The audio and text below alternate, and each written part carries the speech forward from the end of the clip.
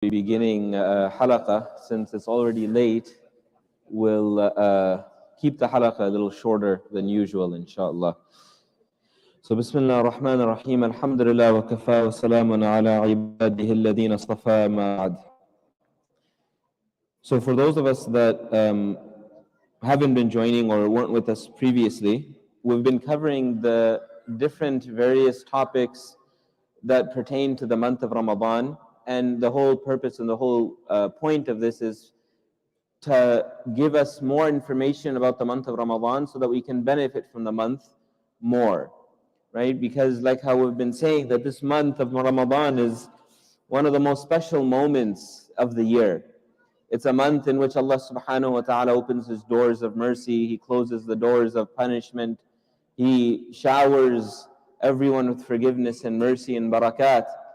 And it's a moment in which we can reconnect with Allah subhanahu wa ta'ala. At the essence, that's what the point of it all is.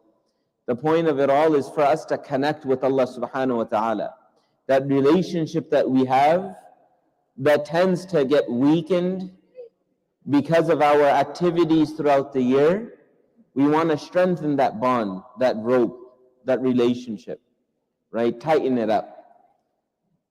And if we can utilize this month correctly and spend this month correctly, utilize our time correctly within this month, then we'll see that our level of iman will increase, our connection with Allah subhanahu wa ta'ala and our relationship with Allah subhanahu wa ta'ala will increase. And that is a sign to determine whether the month of Ramadan is something that has been accepted from us or not.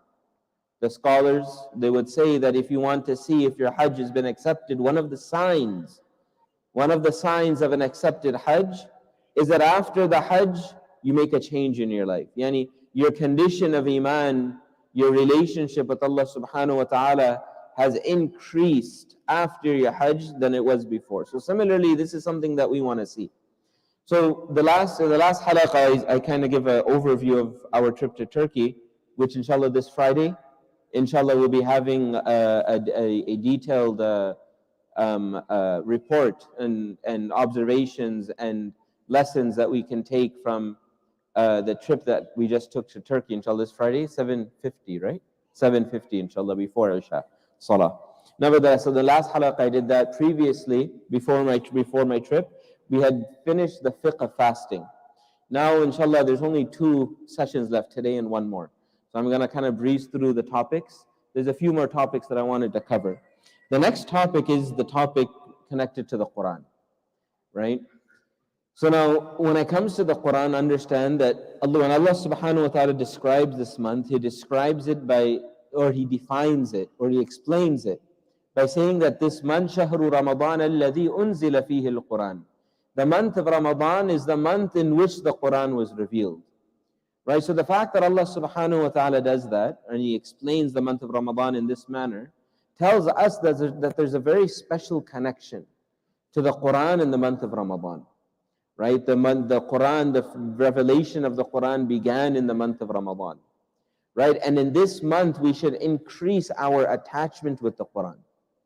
Right? And we should make an intention that the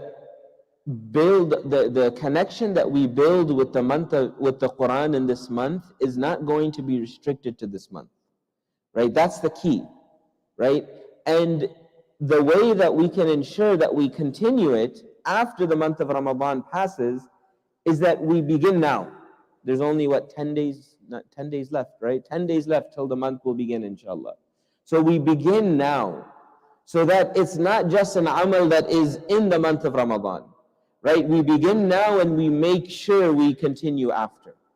Because like this month is a month in which we recharge our battery of Iman, right? That's the whole point of it, is we recharge, right? The whole year we engage in things that we focus more on the world, attaining the world. We focus on things that might not be the best things that connect us with Allah subhanahu wa ta'ala. This month we plug our Iman back into the charger, right? And then we build that Iman. right? But the key is to keep it going after, right? You want to make that battery last. That's what we want, right? So there's different things that we have to do, and one of those things is that we create a schedule for ourselves, or we make these intentions that I'm going to increase in my recitation of the Quran, but we have to be thinking the entire month, what am I going to do after the month? Right? Now, when it comes to our relationship with the Quran, our relationship with the Quran should not be that when the first of Ramadan hits, we take it off of the shelf, and then when Eid al-Fitr comes, then we put it back, and then we wait till the next month, the next year, or the next Ramadan. That should not be our relationship with the Quran. The Quran is the book of Allah, and it is the greatest gift to us. It is a guide for us. There is nothing that will bring a person closer to Allah than His word, right? And this is something that when it comes to like our connection with the Quran, you see that majority of the ummah nowadays, especially us, I think living in America, right? We've lost that connection, right? Like the Quran is just like a book that we respect, and that's pretty much it. Like we've lost building the connection of reading it every day, right? Like our relationship with the Quran should be such that a day does not go past except that we read the Quran. And if there's a day that we don't read the Quran, then there should be we should feel like something's missing in our day, right? These are those habits that we need to build, right? Like our teachers would say that people have these habits that the first thing they do when they wake up, they have to like read the newspaper with their cup of tea. They have to do it. Well, nowadays there's no newspaper, but back then there were newspapers, right? And if they do not read the newspaper, if they do not do that habit that they have every day, then their day just doesn't go right. Right? This is what this is what we want with the Quran. Right? Now, when it comes to the relationship with the Quran, there are various aspects of it. Number one, the first is believing in it, which alhamdulillah we all do. Right? Number two is reading it. Reading the Quran every single day in Arabic, right? And that means we learn how to read the Quran. We learn how to read the Quran from teachers that have learned from teachers who have learned from teachers who have learned from teachers that have reached Nabi sallallahu alaihi wasallam, right? Allah subhanahu wa ta'ala has made this promise of protection of the Quran, and it's in every aspect. Inna nahnu nazzalna dhikra wa inna lahu lahafidhun, right? In what regards? In preservation of its words. The words of the Quran, Allah subhanahu wa ta'ala has protected. The script of the Quran, Allah subhanahu wa ta'ala has protected. The recitation of the Quran has been protected as well, from Nabi sallallahu alayhi wasallam till now. Which is why we need to ensure that we read the Quran correctly, right? And we learn from correct people as well. We learn from people that have the ability to recite, and have the knowledge of how to recite the Quran, right? Because this knowledge goes back to Nabi sallallahu alaihi wasallam. The knowledge of tajweed, right? It's not that we can just pick up the Quran and recite it however we want, right? The Quran demands much more respect than that from us, a little bit more dedication from us, and it's never too late. A lot of the times we say that, but I'm old and this is just the way I learned and I can't change. No, right? We can make a change. We have to make an effort. And it's not that we don't have the resources around us. We have so many resources around us. One is in-person resources. This masjid has so many resources, right? Weekly halaqas that take place of the Quran. Every masjid has it.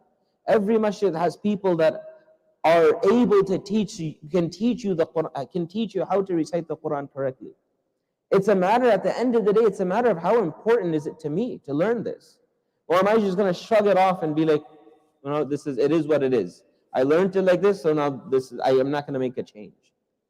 Right? If that's going to be our attitude, then that goes to show the importance that we're showing to the book of Allah subhanahu wa ta'ala. Right? So learning how to read the Quran, right? Because we can be reading the Quran and we can be making such mistakes in our recitation that we completely alter the meaning of the Quran. And we don't want to do that, right? I have a lot of students whose parents are very, mashallah, very motivated, right? And they're very into the studies of their children, right? And they want their children to read the Quran perfectly, and they're making a lot of, and they put in a lot of effort, right? And sometimes they don't see that the results in the child that they want. One of the questions that I asked them, I said, what is your relationship with the Quran? Right? So you can't expect your child to read the Quran every day when he's never seen his father read the Quran at home. He's never seen his mother read the Quran at home. Right? In this month of Ramadan, when it comes to reading the Quran, we should build such an environment that we start vying with one another. We compete with one another in the house, that who's going to read the most Quran. Right? And it's not impossible, it's very possible. The environment of the month of Ramadan is such an environment that we have 6-year-olds that are ready to fast 15 hours. Why? Because they see their parents fasting. And then I tell every Ramadan, I tell parents that if this is not a strong enough daleel for you, that your actions are louder than your words, then I don't know what else is.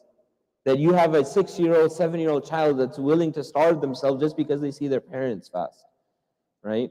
You have 7-year-old children that are waking up at 4 a.m. to eat food just so that they can go for Fajr Salah with their father, right? Now, in the month of Ramadan happens because we are showing it its importance. We're ensuring that I have to read my one juz every day, or I have to read my portion every day, and then the child wants to do something, be like, I need to read my portion. That rubs off on them, right? So what I was saying is learning how to read the Quran correctly. This is a haqq and this is a right of the Quran, right? Learn, make effort. Now we might not be able to become perfect in our recitation, but that doesn't mean that we stop making effort. In fact, there's a hadith that comes in the virtue who stutters while reading, who has difficulty while reading, right? But the fact is that he's still making that effort, right? So we learn how to read the Quran correctly, and then we read the Quran every single day, right? In the month of Ramadan, however much we can. If we're able, make at least one khatam of the Quran. If we're at least one, right? That should be the bare minimum. If we can't, then that's fine. If our recitation is a bit slower, then that's fine. But just every day, have a set time. Instead of a set amount, maybe just have a set time that I'm going to dedicate 1 hour every day to reading the Quran, right? And you might not be able to read 1 hour consecutively. Break it up, right? 15 minutes after Fajr, 15 minutes in my lunch break because I won't be eating food, right? So I'll pick up my Quran and I'll read 15 minutes. 15 minutes when I come back home before iftar, and then 15 minutes before I go to sleep, right? It's, sometimes we think that how is it possible that a person reads 7 juz a day and 10 juz a day, right? When you really want to get something done, you will get it done. You'll make time. It's just, again, a matter of how important it is. So reading the Quran correctly. And then after that is making an effort to understand the Quran. That's also something else. So if we're dedicating 1 hour of our day to the Quran, maybe we dedicate half an hour to reading the Quran. Then dedicate another half an hour to understanding the Quran, right? What is the message? This book is Allah subhanahu wa ta'ala sent it as a guide for us, as a prescription for us to attain success in this life and in the next. It's a prescription for us to earn the love of Allah subhanahu wa ta'ala. Allah's telling us exactly what He wants from us in this book, right? It's a guide for us. So take advantage of it, right? How sad is it that there's many people who've never read the Quran cover to cover once in English, right? And then we make these claims that this is the book of Allah and this is the most important thing, and yes, without a doubt, and we should still respect it. But if we haven't even read it once, then let's be honest with ourselves, right? There are people who aren't even Muslim. They read the Quran, they become so amazed with it, right? They read the Quran, they just become completely amazed, flabbergasted that what is this, right? But Allah has given us this gift, yet we haven't made that effort to read the Quran cover to cover once in English if we don't know Arabic, right? And then lastly is to make amal on the Quran. right? Making amal, bringing that Quran in our life. When Aisha radiallahu anha was asked about the character of Nabi sallallahu alaihi wasallam, then the reply was what? خُلُقُهُ al-Quran. His character is the Quran. Go look at the Quran and that's his character, right? So this is when it comes to our relationship with the Quran. There's also, so certain people have come to me and told me that, you know what, there's no point in reading the Quran if you don't understand it. That's incorrect, right? There is benefit in it, right? It's not that you should only focus on reading if you don't understand. That's the reason I said have a balance. If you're going to give 1 hour, give half an hour to reading, because there's a lot of barakat in just reading the Quran, whether you understand or not. And what's the proof for that? There's a hadith of Nabi sallallahu alaihi wasallam in which he says that the person who reads 1 harf of the Quran, then he gets 10 rewards. And then he says, لا أقول ألف لام ميم حرف ولكن ألف حرف ولام حرف وميم حرف. Right? Where's this hadith? This is a hadith of Tirmidhi. And so he says that for every letter that a person, من قرأ حرفا من كتاب الله فله به حسنة والحسنة بعشر أمثالها. That for every letter that you recite of the Quran, you gain 10 rewards. You gain 1 reward, and every reward will be multiplied by 10. So you're getting 10 rewards for every letter. And then he says, I'm not saying alif lam mim is 1 harf, but alif is 1 harf, lam is 1 harf, and mim is 1 harf. And then the scholars, they extract from here is that no one knows the meaning of alif lam mim. No one knows the meaning. These are the huruf muqatta'at. You don't know the meaning. So even though you don't know the meaning, you are still gaining reward for it, right? So you will gain reward. But that just because you will gain reward for reading the Quran without understanding its meaning does not mean you should not make an effort to understand its meaning at the same time. Because I think we have this, like, where is it here or there? Where they're like, no, I'm just going to read the Quran my entire life. I don't never make like 10 khatams the month of Ramadan, but I'm not going to read the Quran once in English. You have like those group of people. Then you have the other group, but what's the point of reading the Quran if you don't understand it? So I think we have to come to a middle path. Both are necessary, right? You can't say that reading the Quran without understanding has no benefit. It does have benefit. It definitely has benefit, right? But that just because it has benefit doesn't mean that you don't make an effort towards understanding the Quran. So this was one last thing that I wanted to say. Lastly, I'm kind of, it's already late, but the last is tarawih, is standing in night prayer, right? Nabi sallallahu alaihi wasallam says, "Man qama Ramadana imanan wa ihtisaban ghufira lahu ma taqaddama min dhanbi." Right? This month of Ramadan, Allah is like, He just looks for reasons to forgive us, right? And as a teacher, sometimes when I want to give a student a good grade, then what I'll do is I'll just make up reasons to give him extra credit. Like I know they're going to know the answer. I just do it just say yes so that I can give you 10 points. Because I want to give you that 100. You're barely there. This is exactly what Allah subhanahu wa ta'ala is doing for us in the month of Ramadan. Allah is like, you do one thing, I'm going to multiply it by 700, I'm going to multiply it by 70. You stand a little bit and I'll forgive your all of your sins. You fast, even though we have to fast, right? So it's not even extra credit. We're not doing anything extra. We're doing the things that we have to do, but Allah is saying, I'm still going to forgive you.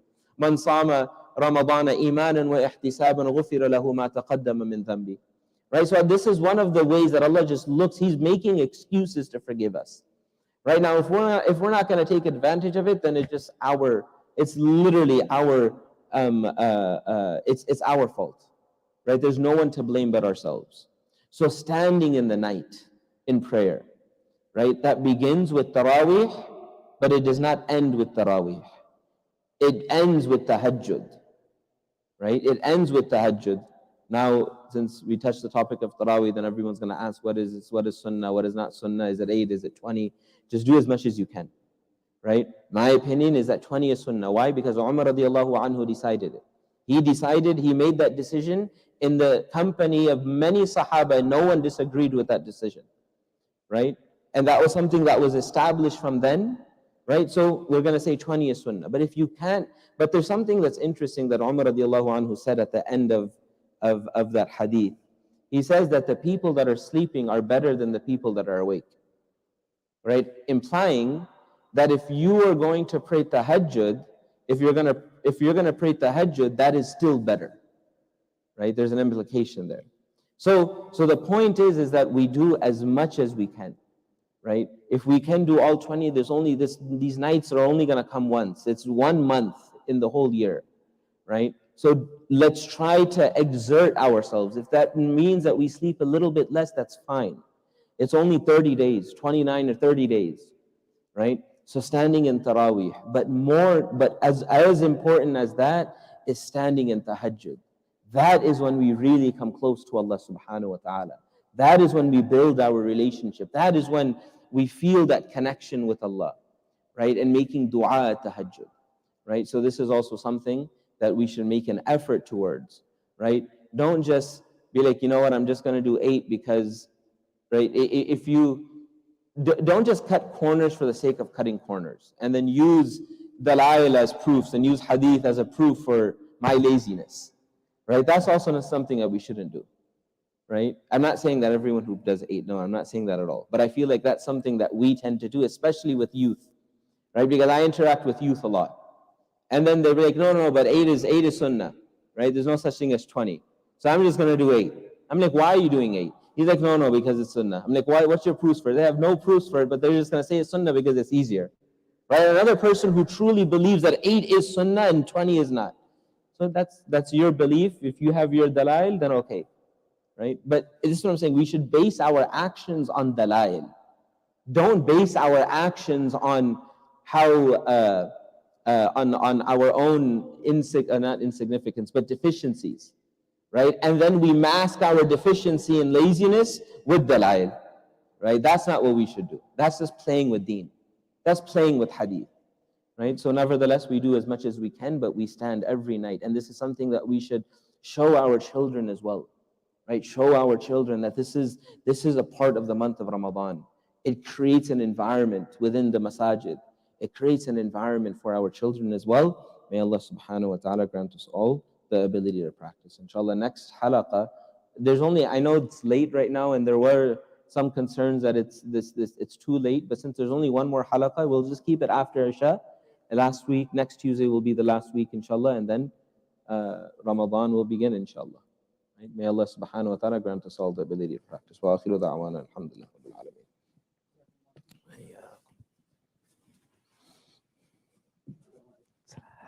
Yeah.